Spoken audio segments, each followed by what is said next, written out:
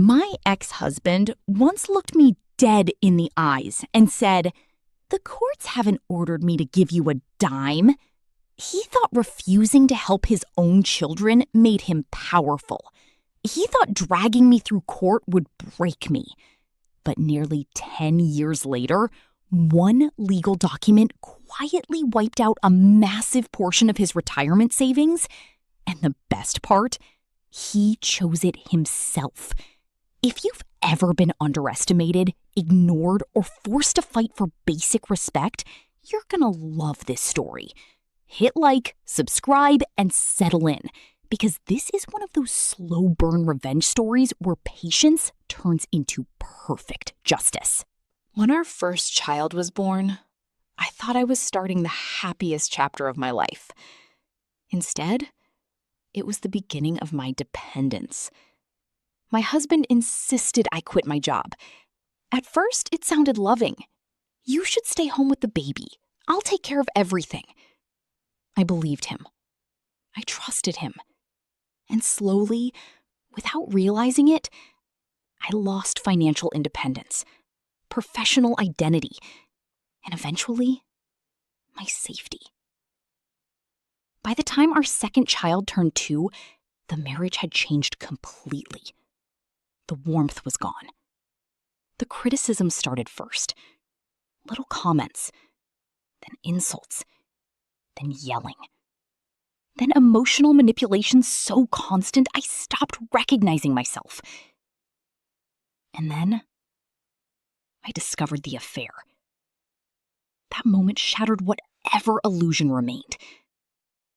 But the cheating wasn't even the worst part. The worst part was realizing how cruel he had become. The verbal abuse turned daily. The emotional abuse turned calculated. And sometimes, it became physical. I told myself I could endure anything directed at me. But the day he lashed out at our child, something inside me snapped. Fear turned into resolve. That same day in 2012, I told him to leave. I thought kicking him out would bring relief. Instead, reality hit like a truck.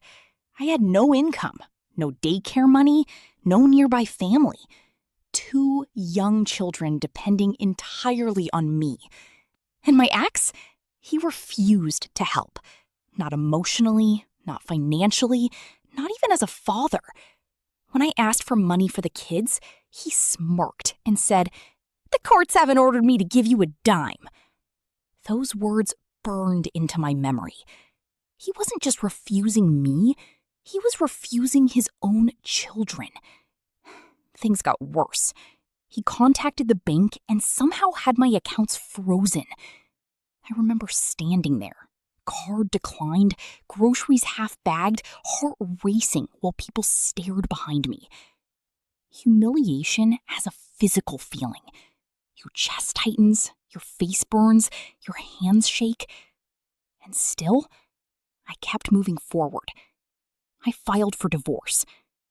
When I pushed the legal process forward, he assaulted me. Even then, he believed intimidation would win. 6 exhausting months later, a judge finally ordered child support and spousal support. $2,562 per month.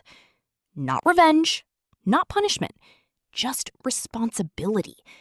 But even then, he refused to pay. He ignored the order completely.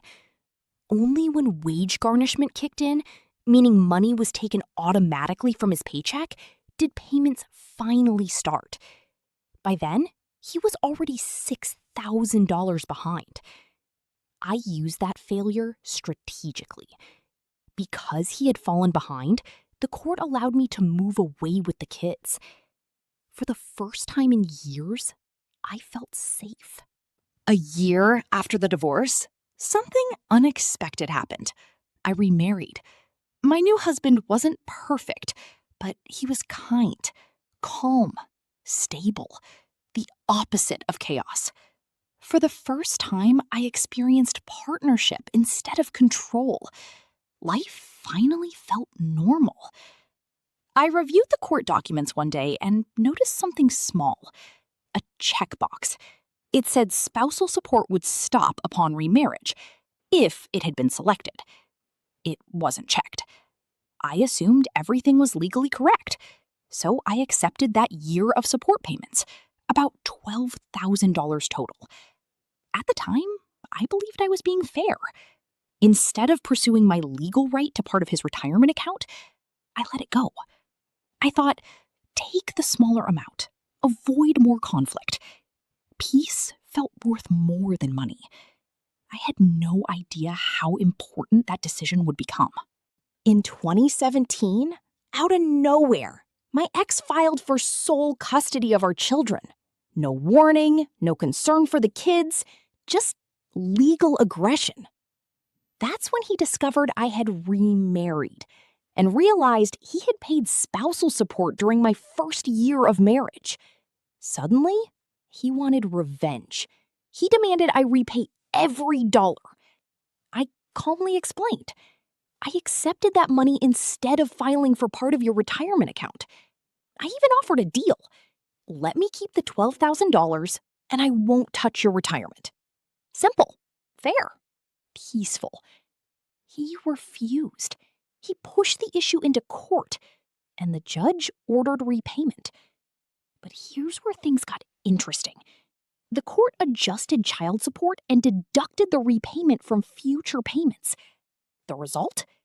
I ended up receiving an extra $20 per month while he slowly repaid himself. His massive legal fight gained him almost nothing. He dropped his custody attempt in exchange for 2 extra summer weeks. Years of stress for practically zero benefit. Most people would have stopped there. I didn't, because his actions forced me to reconsider something. If peace wasn't possible, then fairness would have to be enforced. I filed to split his retirement account. Legally. Properly. Something I had avoided for years. He fought it relentlessly. Ignored paperwork, missed deadlines, delayed hearings, dragged the process out for 4 years. 4 years!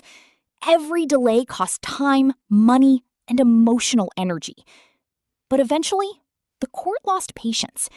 He was sanctioned, ordered to pay me an additional $600 per month for a year on top of child support. And then came the word he hated most: contempt of court. For the first time, consequences were unavoidable. In January 2021, he proposed to his girlfriend. New life, fresh start, or so we thought. Then in May 2021, the retirement account disbursement finally arrived. I opened the paperwork expecting around $12,000. That's all I ever imagined it would be worth. My hands literally froze when I saw the number. It was roughly 4 times the amount of the spousal support dispute.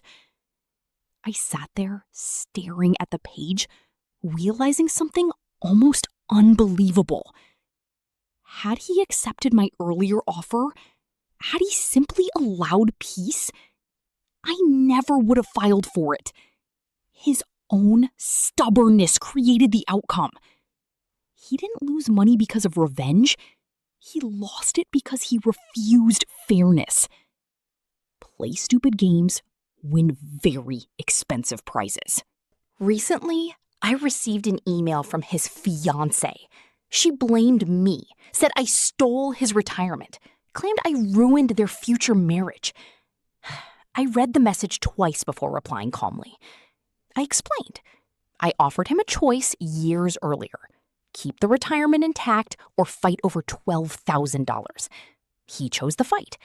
I even suggested a practical solution, a prenuptial agreement to protect their assets. She refused the idea. Apparently, accountability felt worse than reality. And that's when something finally settled inside me. I never wanted dependence. I never wanted court battles. I never wanted revenge. I just wanted stability for my children. He demanded everything be handled through court orders, so I gave him exactly what he asked for. The real revenge wasn't screaming. It wasn't anger. It was paperwork, patience, and consequences arriving years later. The man who refused to support his kids, the man who weaponized the legal system, ultimately financed my family's stability through the very courts he tried to manipulate. And the most poetic part? Every major loss he experienced came from decisions he made himself. Sometimes revenge isn't about destroying someone. It's about standing firm long enough for truth to catch up. You don't always need to fight dirty. Sometimes you just let people face the results of their own choices. Justice doesn't always arrive quickly, but when it does, it's incredibly precise. If this story satisfied your sense of justice, hit that like button and subscribe for more powerful stories of karma, resilience, and well-earned payback. And tell me in the comments, what's the longest you've ever waited for karma to finally work?